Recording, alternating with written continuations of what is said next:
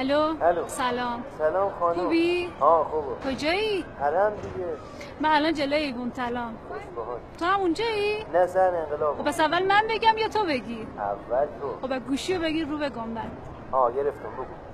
سلام علیک یا علی بن موسی رضا. آقا جون خدمتتون عرض کنم الانه که دارم باهاتون صحبت میکنم تو حرم خواهرت حضرت معصومم. راستشو بخوای هفته بعد مراسم عروسی مونه. گفتیم اول زندگیمون ازتون بخوام یه عنایتی به ما بکنی، یه لطفی در حق ما بکنی آقا، سایتون از سر ما کم نکنی.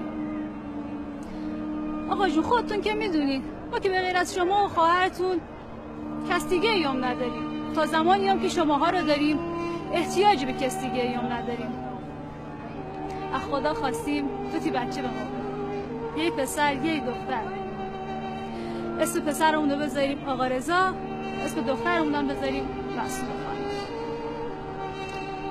آقا جون تو رو به حق حضرت معصومه، تو رو به حق خواهرت لحظه ای کرم تو اما دریغ نکن. من صحبتام تمام شد. گوشی رو میگیرم رو به گنبد، تو حرفتو بزن. السلام علیک یا فاطمه المعصومه. دیدی جان خدمتتان بگم که عروسی ما همین هفته دیگه ما عروس خانم هم به هم دیگه قول بدیم که از اول ازدواج ما به شما و داداشتان هم قول بدیم که هم یک لحظه از مسیر اهل بیت خارج نریم. شما هم هوای ما رو داشته بشن و ما رو به حال خودمان نگذارین یک لحظه.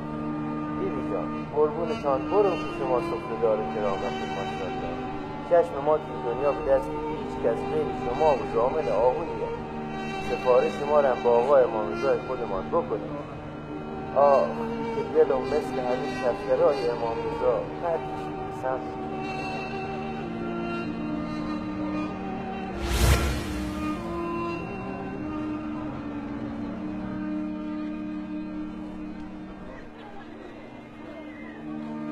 چهار گوشه عالم سفره کرامت اهل بیت است.